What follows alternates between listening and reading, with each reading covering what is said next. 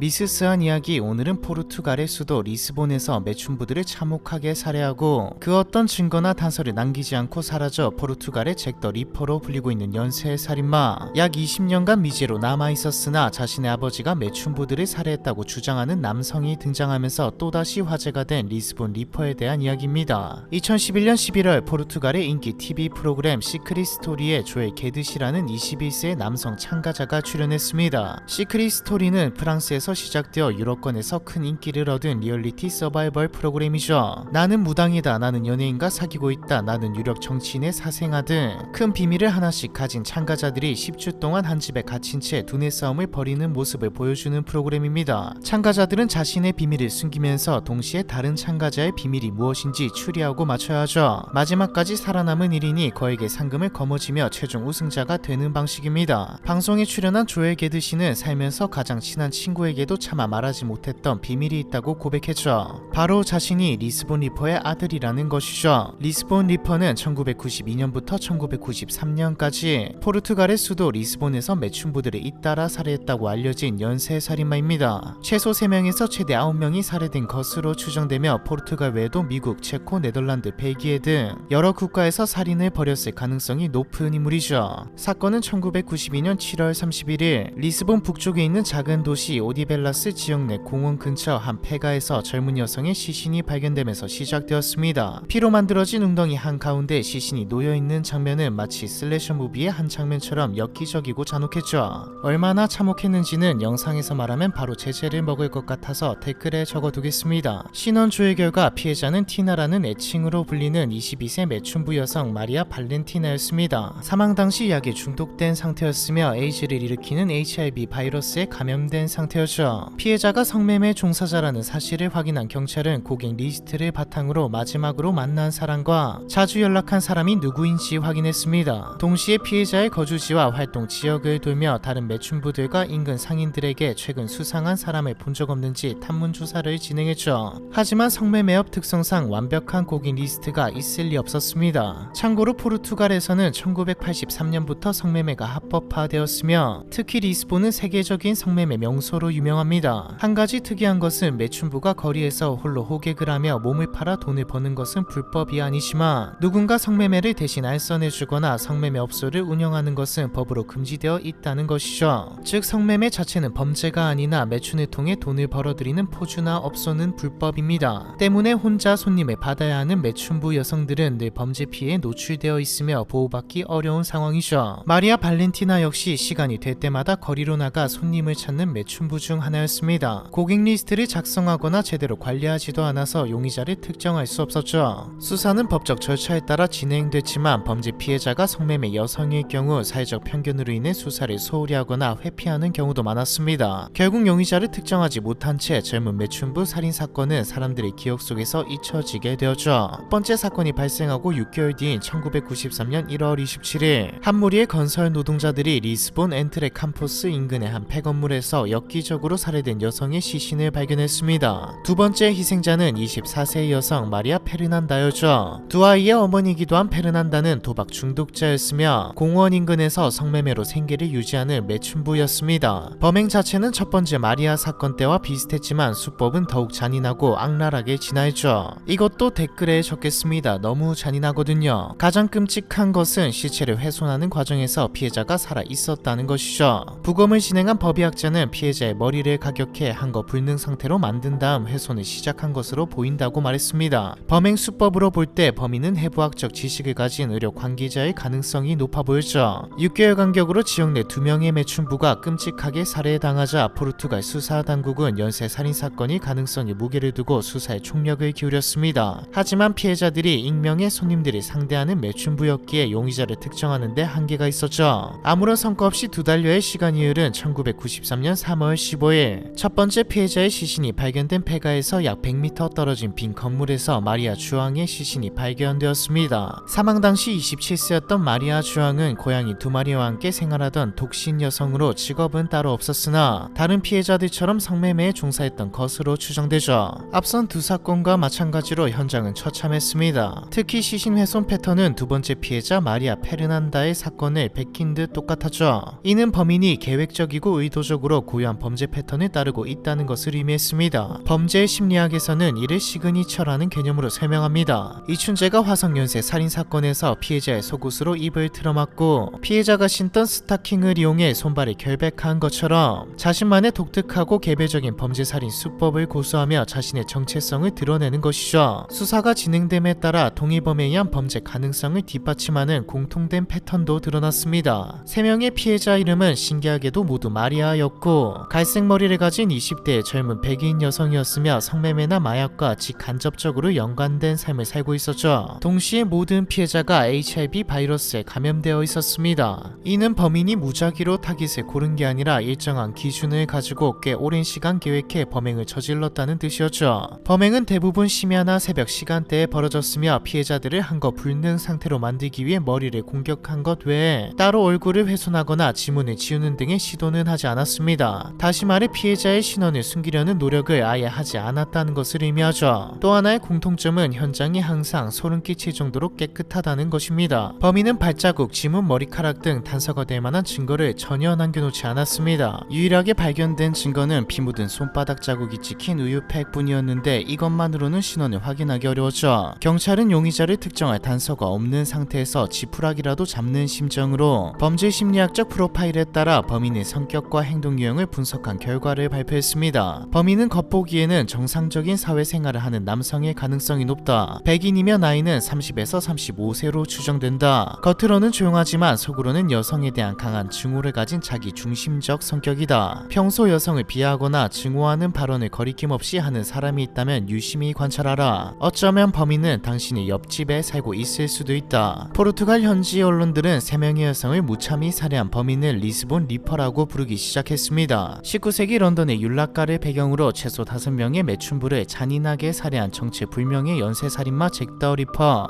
20세기 영국에서 매춘부를 죽여야 한다는 강박에 시달리며 13명을 살해하고 10명에게 중상해를 입힌 요크셔 리퍼 피터 서트 클리프와 범행 패턴이 유사해 붙여진 별칭이죠. 경찰은 리스본 리퍼가 3건의 살인을 저지르는 과정에서 연쇄살인의 패턴을 완성했다고 판단했습니다. 공원 인근에서 비슷한 연령대와 직업군의 여성들을 거의 동일한 수법으로 살해했다는 사실이 증거였죠. 경찰은 용의자를 확보하기 위해 성매매 여성들과 자주 접촉했던 지역 인물들을 대상으로 광범위한 수사를 벌였습니다. 이 과정에서 몇몇 인물들이 용의선상에 올라 조사를 받았지만 결정적인 증거나 자백은 나오지 않았죠. 경찰 관계자를 통해 의료 도구에 능숙하며 피해자들과 돌아가며 접촉했던 유력한 용의자가 검거됐다는 소식이 전해지기도 했지만 결국 증거 불충분으로 풀려났습니다. 하지만 1993년 세 번째 피해자 마리아 주앙을 끝으로 리스본 리퍼는 더 이상 나타나지 않았습니다. 그런데 네덜란드, 체코, 덴마크, 벨기에에서 리스본 리퍼와 유사한 4건의 살인사건이 일어나면서 혹시 리스본 리퍼가 범행 무대를 옮겨간 것이 아니냐는 해석이 나오기도 했죠. 일각에서는 1988년 미국 매사추세츠주 뉴베드포트에서 여성 9명이 잇따라 살해되고 2명이 실종돼 총 11명의 희생자를 낳았던 뉴베드포드 고속도로 킬러가 바다 건너 포르투갈로 가서 리스본 리퍼가 된 것이 아니냐는 주장이 제기되기도 했습니다. 하지만 모든 것은 어디까지나 추정일 뿐 사실관계가 확인된 바는 없죠. 결국 오랜 기간 표류하던 리스본 리퍼 연쇄 살인 사건은 2008년 공소시효가 만료되면서 영구 미제로 종결되었습니다. 2010년대에 들어 DNA 기술이 눈부시게 발전하면서 재수사가 진행되지 않을까 기대되었지만 현장에서 확보된 증거 자체가 너무 적어 정밀감식을 적용할 수도 없었죠. 그러다 공소시효가 만료된 지 3년이 지난 시점에 한 20대 청년이 TV에 나와 자신의 아버지가 리스본 리퍼라고 주장하고 나선 것입니다. 아들에 의해 살인마로 지목된 인물은 46세의 남성 호세 페드로 게데스였죠. 경찰은 TV 프로그램 방영 이후 정식으로 호세 게데스에 대한 수사를 진행했고 한 온라인 매체와의 인터뷰에서 살인사건의 범인이라고 자백했다는 사실도 확인했습니다. 게다가 사건 당시 리스본 인근을 방문한 상태였으며 시신이 발견된 범행 현장 인근에 머물렀던 정황도 포착되죠. 평소 조용한 성격이지만 작은 일에도 쉽게 흥분하고 공격성을 드러내는 인물로 포르투갈 경찰이 발표한 프로파일링 내용과도 상당 부분 일치했습니다. 2000년경에는 항구 도시 아베이루에서 살인 혐의로 체포됐다가 증거 불충분으로 풀려난 전적도 있었죠. 하지만 범죄 현장에서 발견된 증거는 앞서 말했듯 손바닥 자국이 찍힌 우유팩이 유일해서 혐의를 증명할 물증이 없는 상태였습니다. 그조차도 손바닥 자국을 비교 분석한 결과 게데스와 일치하지 않는다는 결과까지 나왔죠. 사실 혐의를 증명할 수 있다고 해도 2008년 공소시효가 만료됐기 때문에 리스본 리퍼 살인 사건으로는 이상으로는 유죄 판결을 내릴 수 없는 상황이었고요. 그렇게 리스본 리퍼 사건은 이제 더 이상 수사도 해결 방법도 남지 않은 완벽한 미지 사건이 되어버렸습니다. 포르투갈 범죄사에서 가장 잔혹하면서도 미스터리한 사건 리스본 리퍼에 대한 이야기, 이번 편은 여기까지입니다.